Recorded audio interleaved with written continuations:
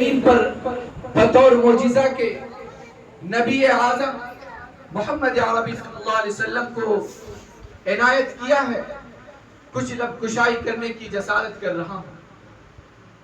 عزیز بچیوں، قرآن کریم جس کی تکمیل اور جس کے عنوان پر اس مجلس کا انعقاد ہوا، یہ وہ کتاب ہے جس کے بارے میں اللہ رب العزت قرآن کریم کے پہلے ہی پارے میں ارشاد فرماتے ہیں ذالک الکتاب لا ریب فیہ، کہ وہ کتاب ہے جس میں کوئی شک اور شبہ نہیں، ھدی للمتقین، اور یہ ہدایت ہے، یہ گائیڈ اور رہنما ہے ان لوگوں کے لیے جو ہدایت حاصل کرنا چاہتے ہیں۔ قرآن کریم یہ ایک عظیم کتاب ہے، اللہ رب العزت کی کتاب ہے، اور جن کو یہ کتاب عطا کی گئی وہ روئے زمین کا سب سے معزز اور محترم اور موقر ہمارے آقا جناب مدنی کریم صلی اللہ علیہ وسلم کی ذات اقدس ہے، جن کے قلب اطہر پر یہ قرآن کریم نازل ہوا۔ اور جب قرآن کریم اللہ رب العزت نے نازل کرنے کا فیصلہ کیا تو اللہ رب العزت قرآن کریم میں فرماتے ہیں کہ لو انزلنا هذا القرآن على جبل لرأيته خاشعا متصدعا، کہ اے انسان، اگر ہم اس قرآن کریم کو پہاڑ پر نازل کرتے تو پہاڑ بھی اس کی قوت اور اس کی طاقت اتنی نہیں تھی کہ اس کا تحمل کر سکے یا اس کو برداشت کر سکے، لیکن انسان نے اس کی بوجھ کو اپنے ذمے لیا اور قرآن کریم جیسی عظیم کتاب کو صرف یہ نہیں کہ ایک ہدایت کے طور پر قبول کیا بلکہ اپنے سینوں میں بھی اس کی حفاظت کی، اور قرآن کریم کو یہ مقام حاصل ہوا۔ میرے محترم بزرگوں اور عزیز بچیوں، قرآن کریم ہی وہ کتاب ہے جس میں باطل کے داخل ہونے کا کوئی شبہ نہیں۔ اللہ رب العزت نے قرآن کریم میں فرمایا لا یأتیہ الباطل من بین یدیہ ولا من خلفہ، کہ قرآن کریم کی حفاظت کی ذمہ داری خود اللہ رب العزت نے اپنے ذمے لے لی ہے، اور اس کی حفاظت کا طریقہ اتنا بہترین اللہ رب العزت نے انتظام کیا ہے کہ آج سے نہیں بلکہ صدیوں سے یہ روایت چلی آ رہی ہے کہ پورے 30 پارے کو قرآن کریم کا حافظ اور اس کی فضیلت بتا کر نبی کریم صلی اللہ علیہ وسلم نے قرآن کریم کی حفاظت کا ایک بہترین انداز بتا دیا، اور اللہ رب العزت کا یہ طریقہ چلا، اور اللہ نے اس کے توسط سے حافظوں کا مقام اونچا کیا اور اس کا مرتبہ اونچا کیا، اور یہ حفاظت کی ذمہ داری اللہ رب العزت نے اپنے ذمے لے لی تھی وہ اس طریقے سے آج ادا ہو رہی ہے۔ اللہ رب العزت نے قرآن کریم میں فرمایا کہ اس قرآن کریم کو ہم نے نازل کیا ہے اور ہم ہی اس کی حفاظت کریں گے۔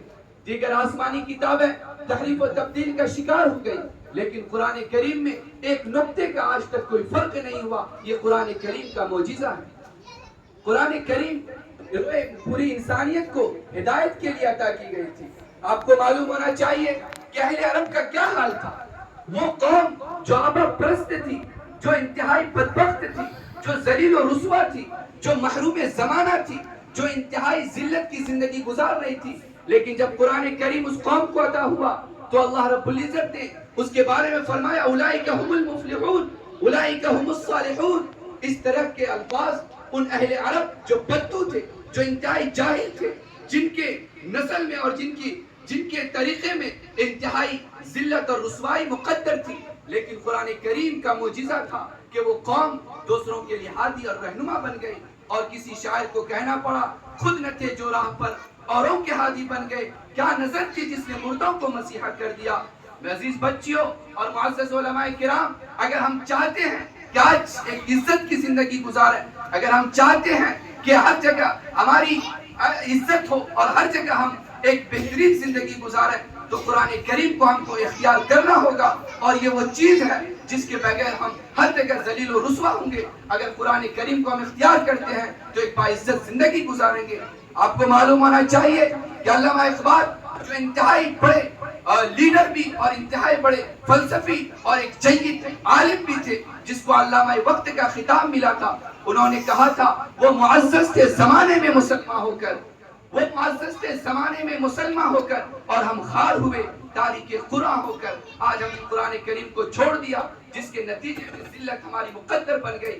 ضرورت اس بات کی ہے کہ آپ بچوں سے بھی میں گزارش کرتا ہوں کہ قرآن کریم کو اپنی زندگی کا ایک جز سمجھیں اور اس کو صرف یہ نہیں کہ تلاوت کی کتاب سمجھیں بلکہ اس کو ہدایت کی کتاب سمجھیں. اس سے آپ ہدایت حاصل کریں, اس کی تفسیر اور اس کے تراجم پر غور کریں. اللہ کا شکر ہے کہ آج ہمارے اس مدرسے کو یہ شرف حاصل ہوا, جامعہ امدادیہ کو آج یہ عزت ملی کہ یہاں قرآن کریم کی تکمیل ہو رہی ہے اور اس موقع سے انتہائی حسین و جمیل مجلس میں سجائی گئی.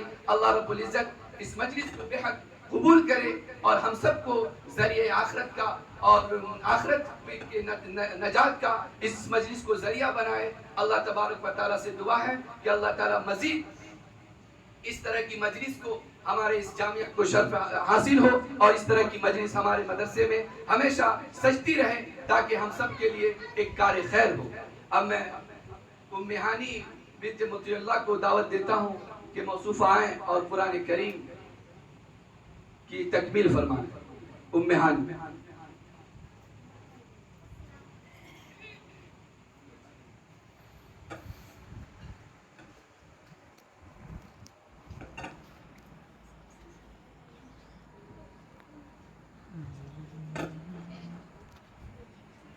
الشيطان الرجيم بسم الله الرحمن الرحيم قل هو الله أحد الله الصمد لم يلد ولم يولد ولم يكن له كفوا أحد لا إله إلا الله والله أكبر ولله الحمد. بسم الله الرحمن الرحيم قل أعوذ برب الفلق من شر ما خلق ومن شر غاسق إذا وقب ومن شر النفاثات في العقد ومن شر حاسد إذا حسد. لا إله إلا الله والله أكبر ولله الحمد.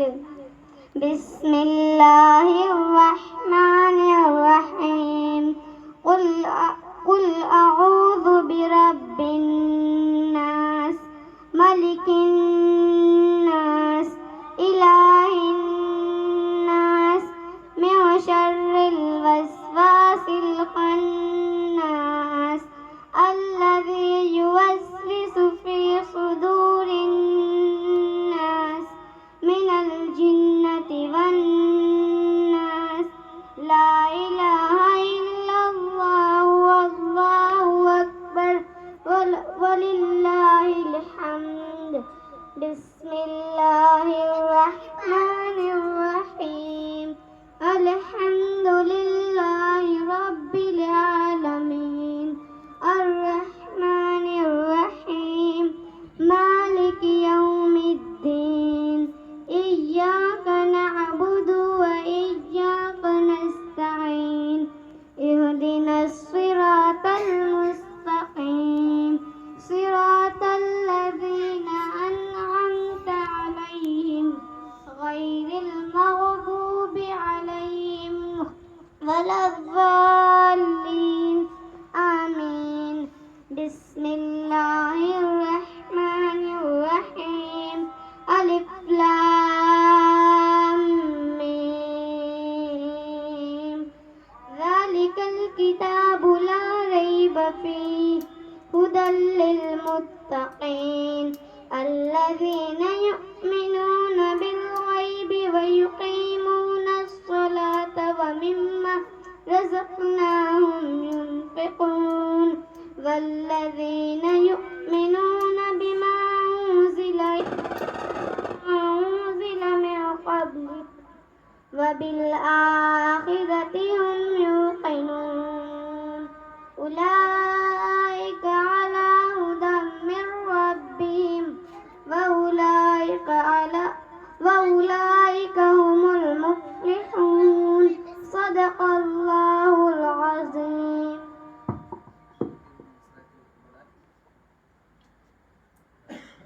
ماشاءاللہ جبکہ قرآن کریم کی تکمیل ہو گئی، اب میں نعتیہ کلام پیش کرنے کے لیے جامعہ حاضہ کی طالبہ جو عربی دوم کی طالبہ ہیں فرحانہ انور، میں ان کو دعوت سخن دیتا ہوں کہ موصوفہ تشریف لائیں اور چند نعتیہ کلام سے ہم سامعین و سامعات کو مستفیض فرمائیں۔ فرحانہ انور۔ السلام علیکم ورحمۃ اللہ وبرکاتہ۔ تڑپ اٹھتی ہوں جب طائف کا منظر یاد آتا ہے، وہ زخموں سے بھرا جس میں پیمبر یاد آتا ہے۔ تڑپ اٹھتی ہوں جب طائف کا منظر یاد آتا ہے، وہ زخموں سے بھرا جس میں پیمبر یاد آتا ہے۔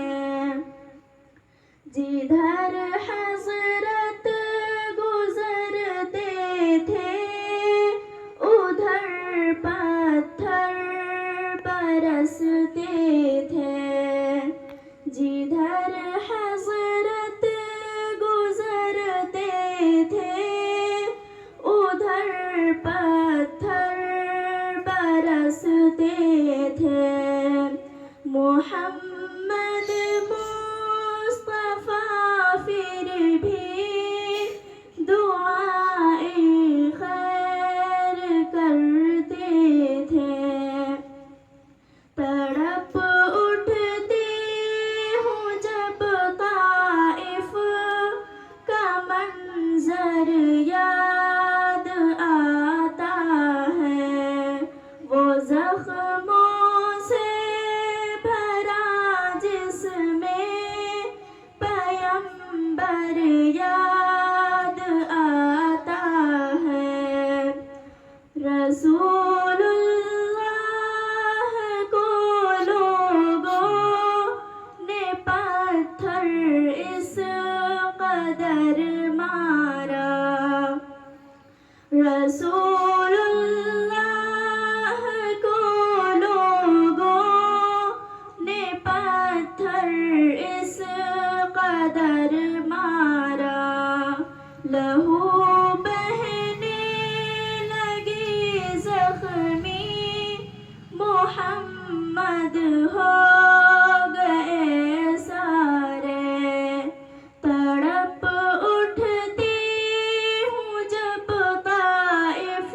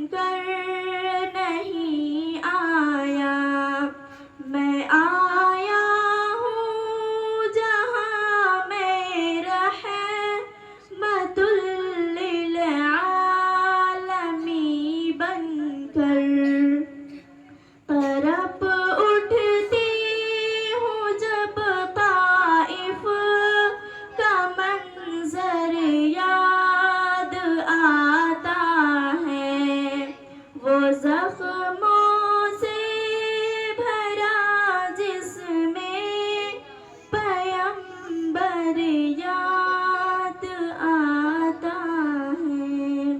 السلام علیکم ورحمۃ اللہ۔ ماشاءاللہ، جزاکم اللہ۔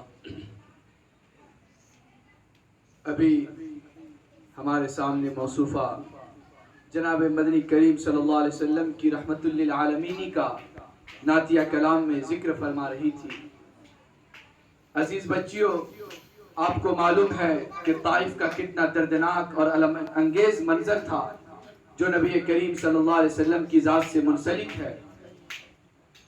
ہم سب کا احسان ہے کہ ہم اگر چاہتے ہیں بھلائی اور ہم چاہتے ہیں خیر خواہی تو نبی کریم صلی اللہ علیہ وسلم کے اسوے کو اپنی زندگی میں لائیں اور اپنی زندگی کو نبی کریم صلی اللہ علیہ وسلم کے اسوے کے مطابق ڈھالنے کی کوشش کریں۔ اب آئیے، ایک ننھی سی بچی جو جامعہ حاضہ کی طالبہ ہے درجہ دینیات میں بشرا علاء الدین کو دعوت اسٹیج دیتا ہوں کہ موصوف آئیں اور ماں کے عنوان سے کچھ لب کشائی کریں۔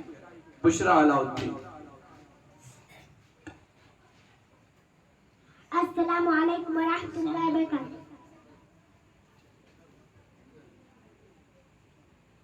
الحمدللہ رب العالمین والصلاة والسلام علی سید الانبیاء والمرسلین، اما بعد۔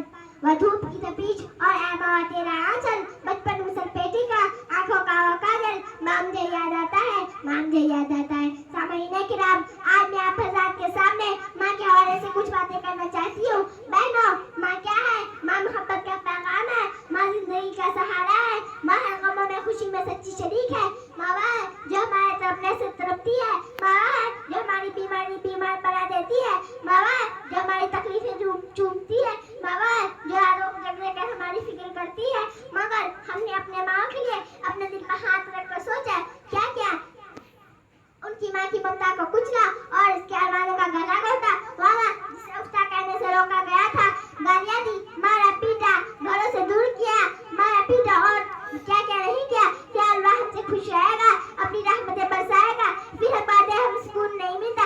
ارے جو دوسروں کی سکون کے لیے اپنی سکون گواتی رہی، جب ہم نے اس کا سکون چھین لیا تو ہمیں کہاں سے سکون ملے گا۔ چلو آؤ ہم سب مل کر توبہ کریں، عہد کریں کہ آج سے ہم اپنی والدین کی خدمت کریں گے، ان کی دعائیں لیں گے۔ اللہ تعالیٰ ہم سب کو کہنا سنا سے زیادہ عمل کی توفیق عطا فرمائے، آمین ثم آمین۔ شاہی کبھی پرواز سے تھک کر نہیں گرتا، شاہی کبھی پرواز سے تھک کر نہیں گرتا، تادھم میں اگر تو نہیں خطرہ افتاد۔ تو شاہی ہے پرواز ہے کام ہے تیرا، تو شاہی ہے پرواز ہے کام ہے تیرا، تیرے سامنے آسماں اور بھی ہے۔ السلام علیکم ورحمۃ اللہ وبرکاتہ۔ بہت خوب۔ اب بلا کسی تاخیر اور بلا کسی تمہید کے میں زحمت دعا یا زحمت کلام دیتا ہوں۔ میرے کارواں اور میرے مجلس اور میرے محفل ہم سب کے مخدومی اور مکرمی عزت مآب جناب حضرت مولانا مفتی ثناء اللہ صاحب مدد ذلہ العالی کہ جناب سے میں گزار ہوں کہ آپ اپنی دعاؤں سے اور اپنے ناصحانہ کلمات سے ہم سامعین کو مستفیض فرمائیں اور اپنی دعا پر اس نشست کا اختتام بھی فرمائیں۔ جناب حضرت والا ڈائز۔ نحمده ونصلي على رسوله الكريم أما بعد بسم الله الرحمن الرحيم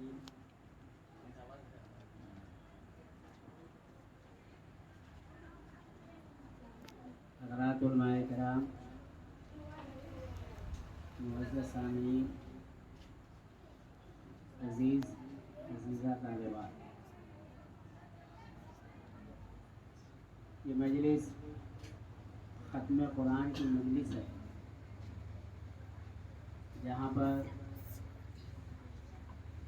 ایک بہت ہی چھوٹی سی بچی نے قرآن پاک کی تکمیل کیا ہے۔ یہ اس صداقت اور حقانیت کی ایک مثال ہے جس میں اللہ رب العزت نے ارشاد فرمایا تھا کہ قرآن کو ہم نے نازل کیا اور ہم ہی اس کے محافظ ہیں۔ اِنَّا نَحْنُ نَزَّلْنَا الذِّكْرَ وَإِنَّا لَهُ لَحَافِظُونَ، ہم نے قرآن کو نازل کیا اور ہم ہی اس کے محافظ ہیں۔ قرآن پاک کی حفاظت کی ذمہ داری اللہ نے نہ تو انسانوں پر رکھا، نہ پہاڑوں پر رکھا، نہ آسمان و زمین کے حوالے کیا، خود اس نے اس کی ذمہ داری اپنے حوالے کی، چونکہ قرآن پاک اس کا مؤسس کلام ہے۔ قرآن پاک اللہ کی کتاب بھی ہے اور اللہ کا کلام بھی ہے۔ قرآن کے علاوہ جتنی کتابیں نازل کی گئی وہ صرف کتاب اللہ کے حکم سے وہ کتاب تیار ہوئی اور جبریل امین کے ذریعے وقت کے نبی کے اوپر نازل کر دی۔ قرآن پاک کے ساتھ ایسا معاملہ نہیں۔ قرآن پاک کا تلفظ اور قرآن پاک کا تکلم اللہ نے خود اپنی زبان مبارک سے کیا۔ قرآن پاک اللہ کے اندر سے نکلا ہوا کلام ہے جس کو اللہ نے خود پڑھا ہے۔ ایک معلوماتی بات عرض کر دے رہا ہوں کہ قرآن پاک سب سے پہلے اللہ رب العزت کی زبان مبارک سے نکلا۔ دوسری مرتبہ حضرت اسرافیل علیہ السلام کی پیشانی کے اوپر اللہ رب العزت نے پورے قرآن کو لکھا۔ تیسرا مرحلہ یہ ہوا کہ لوح محفوظ کے اوپر اللہ رب العزت نے پورے قرآن کو لکھا۔ چوتھا مرحلہ یہ آیا کہ حضرت جبریل کے اوپر، جبریل کے حوالے اللہ رب العزت نے پورا قرآن دیا، اور جبریل پورے قرآن کو لے کر آسمانی دنیا پر تشریف لائے اور وہاں سے تھوڑا تھوڑا چند آیتیں، چند سورتیں نبی کریم صلی اللہ علیہ وسلم پر نازل کیا اور مکمل 23 سال میں قرآن پاک کو مکمل کیا۔ یہ اتنا طویل عرصہ کیوں لگا؟ اس میں حکمت بتائی گئی کہ قرآن کریم یہ اللہ کا آخری کلام ہے اور قیامت تک رہنے والی